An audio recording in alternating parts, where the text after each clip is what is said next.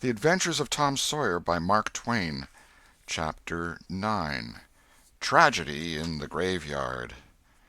At 9:30 that night, Tom and Sid were sent to bed as usual. They said their prayers, and Sid was soon asleep. Tom lay awake and waited in restless impatience. When it seemed to him that it must be nearly daylight, he heard the clock strike 10. This was despair. He would have tossed and fidgeted as his nerves demanded, but he was afraid he might wake Sid, so he lay still and stared up into the dark. Everything was dismally still. By and by, out of the stillness, little, scarcely perceptible noises began to emphasize themselves. The ticking of the clock began to bring itself into notice. Old beams began to crack mysteriously. The stairs creaked faintly. Evidently spirits were abroad. A measured, muffled snore issued from Aunt Polly's chamber, and now the tiresome chirping of a cricket that no human ingenuity could locate began. Next, the ghastly ticking of a death-watch in the wall at the bed's head made Tom shudder. It meant that somebody's days were numbered. Then the howl of a far-off dog rose on the night air and was answered by a fainter howl from a remoter distance. Tom was in an agony. At last he was satisfied that time had ceased and eternity begun. He began to doze in spite of himself. The clock chimed 11, but he did not hear it. And then there came, mingling with his half-formed dreams, a most melancholy caterwauling. The raising of a neighboring window disturbed him. A cry of "Scat, you devil!" and the crash of an empty bottle against the back of his aunt's woodshed brought him wide awake, and a single minute later he was dressed and out of the window and creeping along the roof of the L on all fours. He meowed with caution once or twice as he went, then jumped to the roof of the woodshed and thence to the ground. Huckleberry Finn was there, with his dead cat. The boys moved off and disappeared in the gloom. At the end of half an hour they were wading through the tall grass of the graveyard. It was a graveyard of the old-fashioned Western kind. It was on a hill, about 1.5 miles from the village. It had a crazy board fence around it, which leaned inward in places, and outward the rest of the time, but stood upright nowhere. Grass and weeds grew rank over the whole cemetery. All the old graves were sunken in. There was not a tombstone on the place. Round-topped, worm-eaten boards staggered over the graves, leaning for support, and finding none. "Sacred to the memory of so-and-so" had been painted on them once, but it could no longer have been read on the most of them now, even if there had been light. A faint wind moaned through the trees, and Tom feared it might be the spirits of the dead complaining of being disturbed. The boys talked little, and only under their breath, for the time and the place and the pervading solemnity and silence oppressed their spirits. They found the sharp new heap they were seeking, and ensconced themselves within the protection of 3 great elms that grew in a bunch within a few feet of the grave. Then they waited in silence for what seemed a long time. The hooting of a distant owl was all the sound that troubled the dead stillness. Tom's reflections grew oppressive. He must force some talk, so he said in a whisper, "Hucky, do you believe the dead people like it for us to be here?" Huckleberry whispered, "I wisht I knowed. It's awful solemn-like, ain't it?" "I bet it is." There was a considerable pause while the boys canvassed this matter inwardly. Then Tom whispered, "Say, Hucky, do you reckon Hoss Williams hears us talking?" "Oh, of course he does. Least his spirit does." Tom, after a pause, "I wish I'd said Mr. Williams, but I never meant any harm. Everybody called him Hoss." "Well, a body can't be too particular how they talk about these here dead people, Tom." This was a damper, and conversation died again. Presently Tom seized his comrade's arm and said, "Sh!" "What is it, Tom?" And the two clung together with beating hearts. "Sh! There 'tis again. Didn't you hear it?" "There, now you hear it." "Lord, Tom, they're coming. They're coming, sure. What'll we do?" "I don't know. Think they'll see us?" "Oh, Tom, they can see in the dark, same as cats. I wisht I hadn't come." "Oh, don't be feared. I don't believe they'll bother us. We ain't doing any harm. If we keep perfectly still, maybe they won't notice us at all." "I'll try to, Tom, but Lord, I'm all a shiver. Listen." The boys bent their heads together and scarcely breathed. A muffled sound of voices floated up from the far end of the graveyard. "Look! See, there!" whispered Tom. "What is it?" "It's devil fire. Oh, Tom, this is awful." Some vague figures approached through the gloom, swinging an old-fashioned tin lantern that freckled the ground with innumerable little spangles of light. Presently Huckleberry whispered with a shudder: "It's the devil, sure enough. 3 of them. Lordy, Tom, we're goners. Can you pray?" "I'll try, but don't you be afeard. They ain't going to hurt us. Now I lay me down to sleep, Shh! What is it, Huck?" They're humans. One of 'em is, anyway. One of 'em's old Muff Potter's voice." "No, 'tain't so, is it?" "I bet I know it. Don't you stir nor budge. He ain't sharp enough to notice us. Drunk the same as usual, likely. Blamed old Rip." "All right, I'll keep still. Now they're stuck. Can't find it. Here they come again. Now they're hot. Cold again. Hot again. Red hot. They're pointed right this time. Say, Huck, I know another of them voices. It's Injun Joe." "That's so, that murdering half-breed. I'd druther they was devils a dern sight. What can they be up to?" The whisper died wholly out now, for the 3 men had reached the grave and stood within a few feet of the boys' hiding-place. "Here 'tis," said the third voice, and the owner of it held up the lantern and revealed the face of young Dr. Robinson. Potter and Injun Joe were carrying a hand-barrow with a rope and a couple of shovels on it. They cast down their load and began to open the grave. The doctor put the lantern at the head of the grave and came and sat with his back against one of the elm trees. He was so close the boys could have touched him. "Hurry, men," he said in a low voice. "The moon might come out at any moment." They growled a response and went on digging. For some time there was no noise but the grating sound of the spades discharging their freight of mold and gravel. It was very monotonous. Finally a spade struck upon the coffin with a dull woody accent, and within another minute or two the men had hoisted it out of the ground. They pried off the lid with their shovels, got out the body, and dumped it rudely on the ground. The moon drifted from behind the clouds and exposed the pallid face. The barrow was got ready and the corpse placed on it, covered with a blanket, and bound to its place with a rope. Potter took out a large spring knife and cut off the dangling end of the rope, and then said: "Now the cussed thing's ready, Sawbones, and you'll just out with another 5, or here she stays." "That's the talk," said Injun Joe.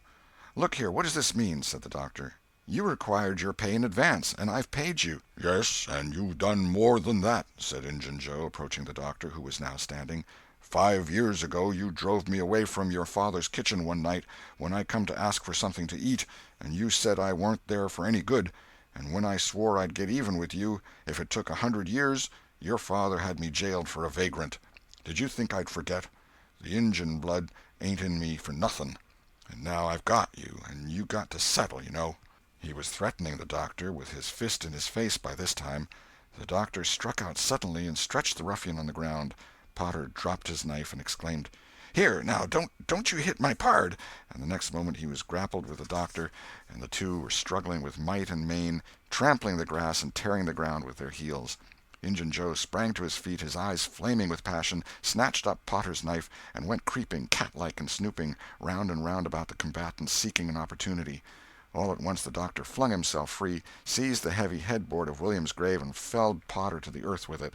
And in the same instant the half-breed saw his chance and drove the knife to the hilt in the young man's breast.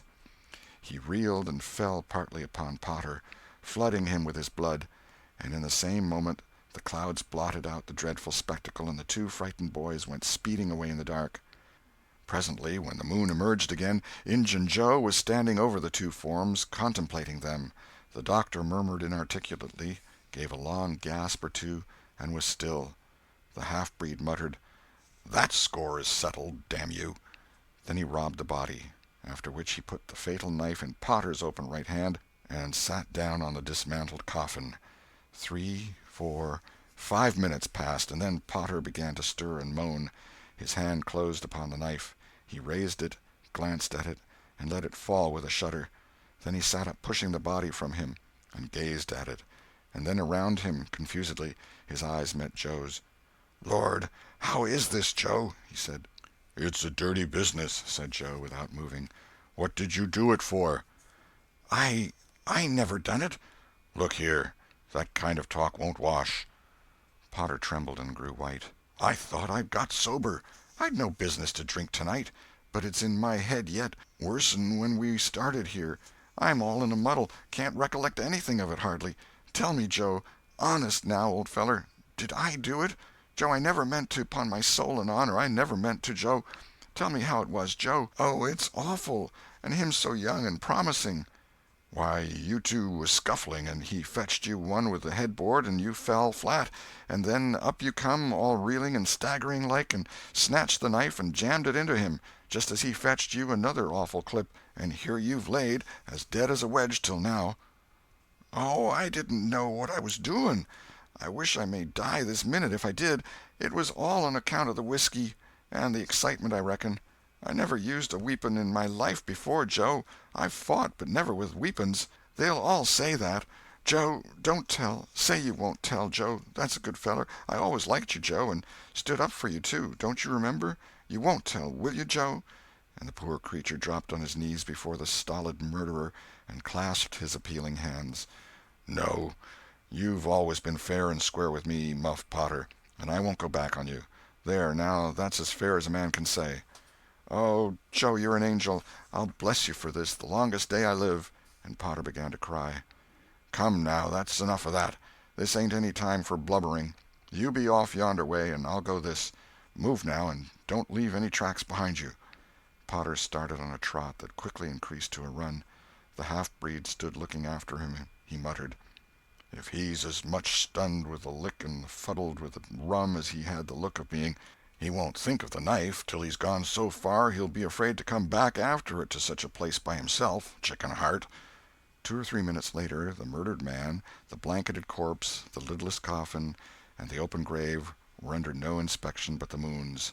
The stillness was complete again, too. End of Chapter 9. Chapter 10. Dire Prophecy of the Howling Dog. The two boys flew on and on toward the village, speechless with horror. They glanced backwards over their shoulders from time to time, apprehensively, as if they feared they might be followed. Every stump that started up in their path seemed a man and an enemy, and made them catch their breath. And as they sped by some outlying cottages that lay near the village, the barking of the aroused watch-dogs seemed to give wings to their feet. "If we can only get to the old tannery before we break down," whispered Tom in short catches between breaths, "I can't stand it much longer." Huckleberry's hard pantings were his only reply, and the boys fixed their eyes on the goal of their hopes and bent to their work to win it. They gained steadily on it, and at last, breast to breast, they burst through the open door and fell grateful and exhausted in the sheltering shadows beyond. By and by their pulses slowed down, and Tom whispered, "Huckleberry, what do you reckon'll come of this?" "If Dr. Robinson dies, I reckon hanging'll come of it." "Do you, though?" "Why, I know it, Tom." Tom thought a while, then he said, "Who'll tell? We?" "What are you talking about? Suppose something happened and Injun Joe didn't hang. Why, he'd kill us some time or other, just as dead sure as we're laying here." "That's just what I was thinking to myself, Huck." "If anybody tells, let Muff Potter do it, if he's fool enough. He's generally drunk enough." Tom said nothing, went on thinking. Presently he whispered, "Huck, Muff Potter don't know it. How can he tell?" "What's the reason he don't know it?" "Because he just got that whack when Injun Joe done it. Do you reckon he could see anything? Do you reckon he knowed anything?" "By hokey, that's so, Tom." "And besides, look here, maybe that whack done for him." "No, 'tain't likely, Tom. He had liquor in him, I could see that, and besides he always has. Well, when pap's full, you might take and belt him over the head with a church and you couldn't faze him. He says so his own self. So it's the same with Muff Potter, of course. But if a man was dead sober, I reckon maybe that whack might fetch him. I don't know." After another reflective silence, Tom said, "Hucky, you sure you can keep mum?" "Tom, we got to keep mum. You know that. That Injun devil wouldn't make any more of drowning us than a couple of cats, if we was to squeak about this and they didn't hang him. Now, looky here, Tom, let's take and swear to one another. That's what we got to do. Swear to keep mum." "I'm agreed. It's the best thing. Would you just hold hands and swear that we—" "Oh, no, that wouldn't do for this. That's good enough for little rubbishy common things, especially with gals, 'cause they go back on you anyway, and blab if they get in a huff, but there oughter be writing about a big thing like this, and blood." Tom's whole being applauded this idea. It was deep and dark and awful. The hour, the circumstances, the surroundings were in keeping with it. He picked up a clean pine shingle that lay in the moonlight, took a little fragment of red keel out of his pocket, got the moon on his work, and painfully scrawled these lines, emphasizing each slow downstroke by clamping his tongue between his teeth and letting up the pressure on the upstrokes. See next page. Huckleberry was filled with admiration of Tom's facility in writing and the sublimity of his language. He at once took a pin from his lapel and was going to prick his flesh, but Tom said, "Hold on, don't do that. A pin's brass. It might have verdigrease on it." "What's verdigrease?" "It's pison. That's what it is. You just swaller some of it once, you'll see." So Tom unwound the thread from one of his needles, and each boy pricked the ball of his thumb and squeezed out a drop of blood. "Huck Finn and Tom Sawyer swears they will keep mum about this, and they wish they may drop down dead in their tracks if they ever tell, and rot." In time, after many squeezes, Tom managed to sign his initials, using the ball of his little finger for a pen. Then he showed Huckleberry how to make an H and an F, and the oath was complete. They buried the shingle close to the wall, with some dismal ceremonies and incantations, and the fetters that bound their tongues were considered to be locked and the key thrown away. A figure crept stealthily through a break in the other end of the ruined building now, but they did not notice it. "Tom," whispered Huckleberry, "does this keep us from ever telling always?" "Of course it does. It don't make any difference what happens. We got to keep mum. We drop down dead. Don't you know that?" "Yes, I reckon that's so." They continued to whisper for some little time. Presently a dog set up a long, lugubrious howl just outside, within 10 feet of them. The boys clasped each other suddenly in an agony of fright. "Which of us does he mean?" gasped Huckleberry. "I don't know. Peep through the crack, quick." "No, you, Tom." I can't do it, Huck." "Please, Tom. There 'tis again." "Oh, Lordy, I'm thankful," whispered Tom. "I know his voice. It's Bull Harbison." Note: if Mr. Harbison had owned a slave named Bull, Tom would have spoken of him as Harbison's Bull, but a son or a dog of that name was Bull Harbison. "Oh, that's good. I tell you, Tom, I was scared to death, and I'd 'a bet anything it was a stray dog." The dog howled again. The boy's heart sank once more. "Oh, my, that ain't no Bull Harbison," whispered Huckleberry. "Do, Tom." Tom, quaking with fear, yielded and put his eye to the crack. His whisper was hardly audible when he said, "Oh, Huck, it's a stray dog." "Quick, Tom, quick. Who does he mean?" "Huck, he must mean us both. We're right together." "Oh, Tom, I reckon we're goners. I reckon there ain't no mistake 'bout where I'll go to. I been so wicked. Dag fetch it, this comes of playing hooky and doing everything a feller's told not to do. I might have been good like Sid if I'd 'a tried, but no, I wouldn't, of course. But if ever I get off of this time, I lay I'll just waller in Sunday schools." And Tom began to snuffle a little. "You bad?" And Huckleberry began to snuffle too. "Consound it, Tom Sawyer, you're just old pie, 'longside of what I am. Oh, Lordy, Lordy, Lordy, I wisht I'd only had half your chance." Tom choked off and whispered, "Look, Hucky, look! He's got his back to us." Hucky looked with joy in his heart.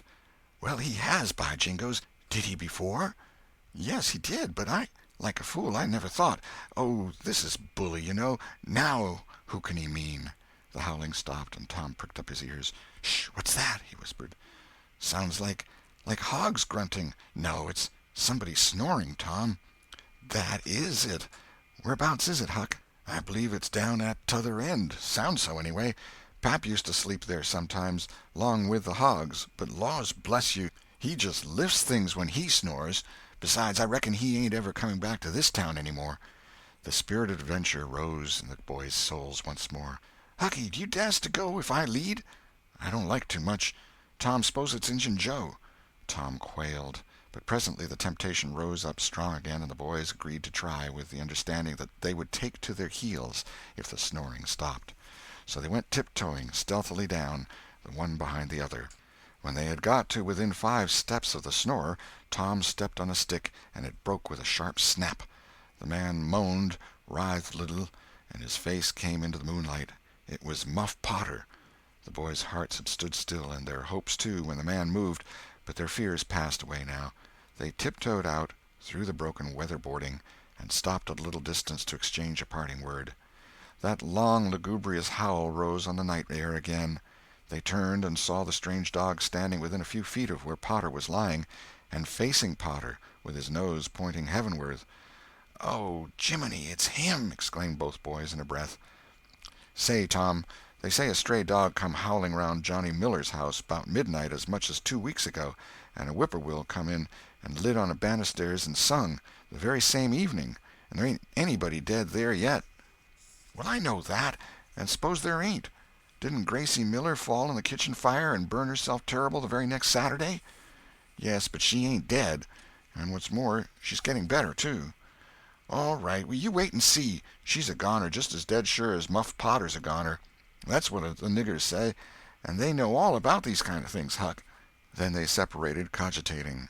When Tom crept in at his bedroom window, the night was almost spent.